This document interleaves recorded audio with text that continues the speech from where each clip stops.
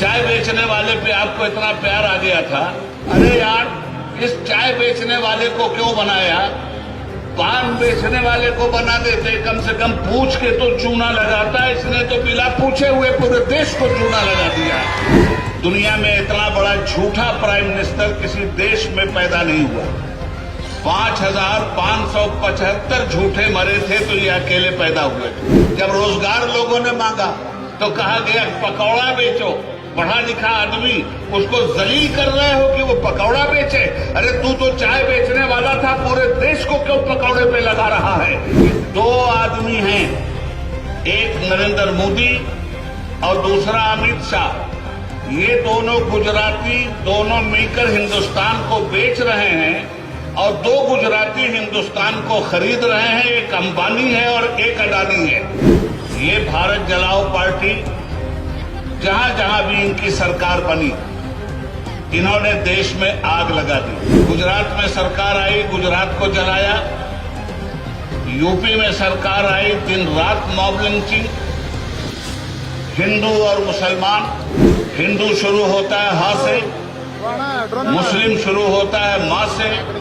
दोनों को ज्वाइंट किया तो ये हम बन गया। हम बन करके रहिए, हिंदुस्तान बना रहेगा। और जो लोग हम को तोड़ते हैं वो हिंदुस्तान को तोड़ते हैं। सफेद अंग्रेज इस हिंदुस्तान से जब चले गए तो इसी तरह की काली औलादों को पैदा करके गए हैं। जो काम अंग्रेजों ने किया था वही काम आज का डिक्टेटर कर रहा है।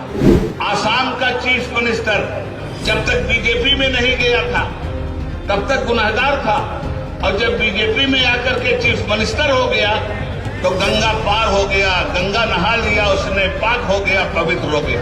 हिंद को नाज है जिसमें, वो निशानी हम हैं। ताज और लाल किला के यहाँ बानी हम हैं। वतन की जो हालत सुनाने लगेंगे तो पत्थर भी आंसू बहाने लगेंगे। अगर भीड़ में खो गई आदमियत, उसे ढूंढने में जमाने लगेंगे। मुल्क की आजादी को 75 साल हो गए और इस 75 साल में बीजेपी और कांग्रेस ने जो इस देश का हाल किया है,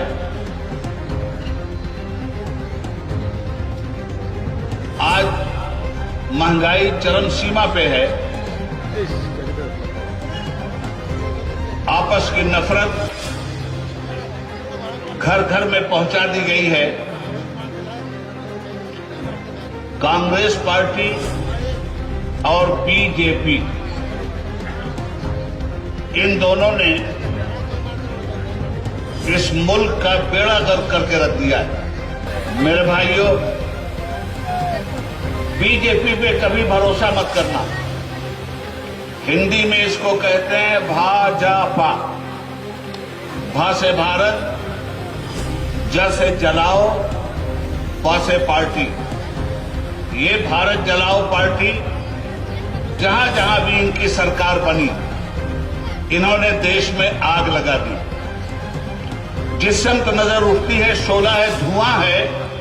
मैं ढूंढ रहा हूं मेरा गुजरात कहां है। गुजरात में सरकार आई, गुजरात को जलाया। यूपी में सरकार आई, दिन रात मॉब लिंचिंग। हिंदू और मुसलमान जो इस देश की शक्ति है, हिंदू शुरू होता है हा से, मुस्लिम शुरू होता है मां से। श्री देवी गौड़ा जी ने हिंदू का हा वहां से निकाला, मुस्लिम का मां यहां से निकाला। दोनों को ज्वाइंट किया तो ये हम बन गया। हम बन करके रहिए, हिंदुस्तान बना रहेगा। और जो लोग हम को तोड़ते हैं वो हिंदुस्तान को तोड़ते हैं। रह गए नरेंद्र मोदी जी, तो क्या कहूं मैं आपसे, जिंदगी में सिर्फ एक बार वो सच बोले। उनका झूठ तो ग्रीन बुक में अब आ रहा है। दुनिया में इतना बड़ा झूठा प्राइम मिनिस्टर किसी देश में पैदा नहीं हुआ।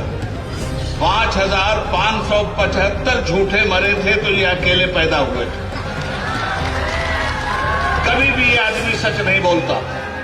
हाँ, मगर मैं कहूंगा कि एक बार ये आदमी सच बोला है। ये कब सच बोले? 2014 में, याद कीजिए उस बात को। इन्होंने पब्लिक से कहा था, भाइयों बहनों, मैं चाय बेचने वाला। यह सच आपको याद है या नहीं याद है? कहा था मैं चाय बेचने वाला, यही सच था। तो मेरे दोस्तों, तुम तो इतने अच्छे लोग हो कि जो रोता हुआ आए उसको आशीर्वाद दे देते हो। वो आए कि मैं चाय बेचने वाला था, आपने कहा हमारा आशीर्वाद है तुमको। एक गरीब आदमी है, गरीब का दर्द महसूस करेगा, हम तुमको प्राइम मिनिस्टर बना देते हैं। आप ही लोगों ने बनाया ना। आज उस चाय बेचने वाले ने क्या किया? दो आदमी हैं, एक नरेंद्र मोदी और दूसरा अमित शाह। ये दोनों गुजराती, दोनों मिलकर हिंदुस्तान को बेच रहे हैं और दो गुजराती हिंदुस्तान को खरीद रहे हैं। एक अंबानी है और एक अडानी है। दो ने हिंदुस्तान को बेचा और दो ने हिंदुस्तान को खरीदा। आगे आइए, चाय बेचने वाले पे आपको इतना प्यार आ गया था, आपकी गली में क्या ठेले पे केला बेचने वाले नहीं हैं? आपके यहाँ क्या परचून की दुकान करने वाले गरीब लोग नहीं हैं? अरे यार, इस चाय बेचने वाले को क्यों बनाया? पान बेचने वाले को बना देते, कम से कम पूछ के तो चूना लगाता। इसने तो बिना पूछे हुए पूरे देश को चूना लगा दिया। कहता हूं सच के झूठ की आदत नहीं मुझे। आज भ्रष्टाचार की बात की जा रही है, घर घर ईडी भेजी जा रही है, सीबीआई भेजी जा रही है, सबके घरों पे छापे मारे जा रहे हैं। बीजेपी से बड़ा भ्रष्टाचारी कौन है? गोया जितने भ्रष्टाचारी हैं, जितने गुनहगार हैं, जब तक वो बीजेपी में नहीं है तब तक तो ठीक, और जब बीजेपी में आ गए तो सारा गुनाह माफ। चंगेज खान का नाम सुना है आपने? चंगेज खान ने 60 लाख आदमियों को मरवाया। तो जब मरने लगा चंगेज खान, तो उसने अपने प्राइम मिनिस्टर से कहा कि ये बताओ कि मैंने कितने लोगों को मारा? तो कहा कि सर आपने 60 लाख लोगों को मारा। तो कहा बताओ मरने के वक्त मुक्ति कैसे होगी?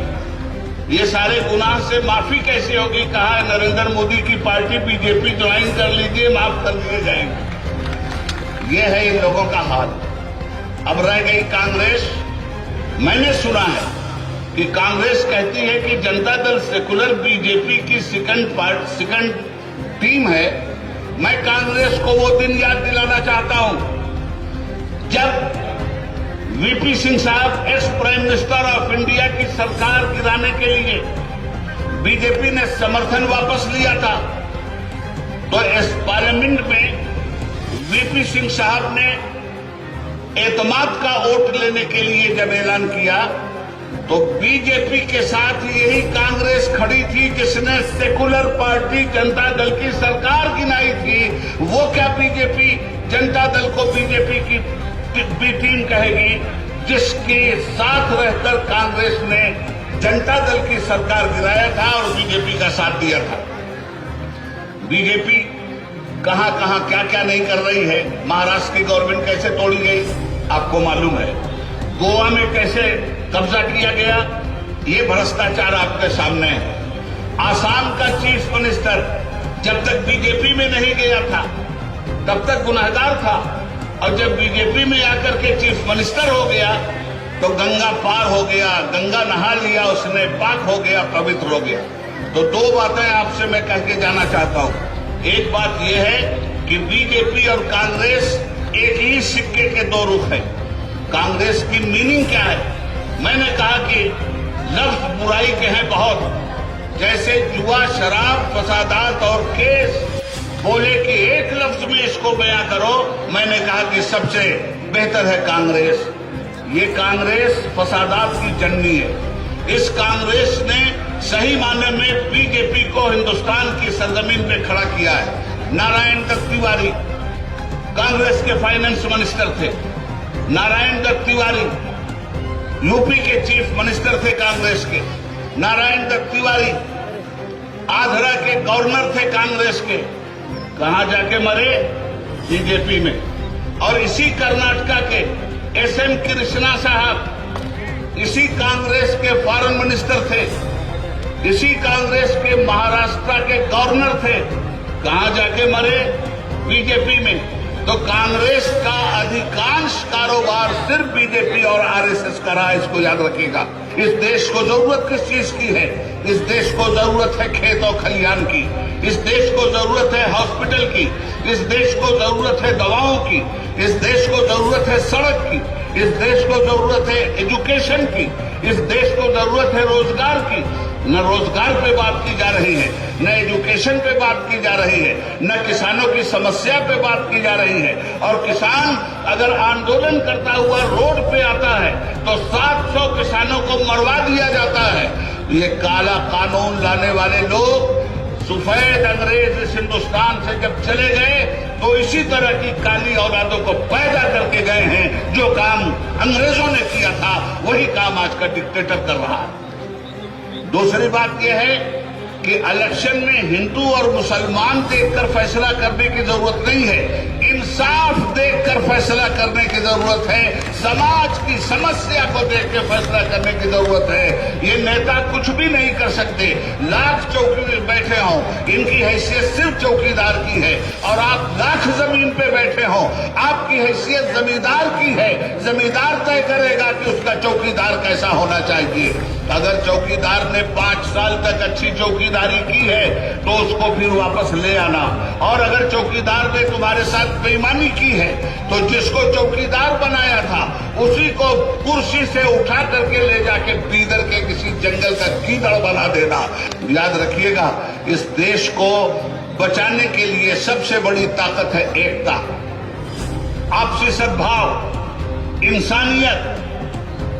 हमारा काम मंदिर और मस्जिद के नाम पे लड़ना नहीं है, और मंदिर और मस्जिद हमारा इशू भी नहीं है। हमारा इशू है गरीबी, हमारा इशू है रोजगार, हमारा इशू है जनता का उत्थान, हमारा इशू है तालीम।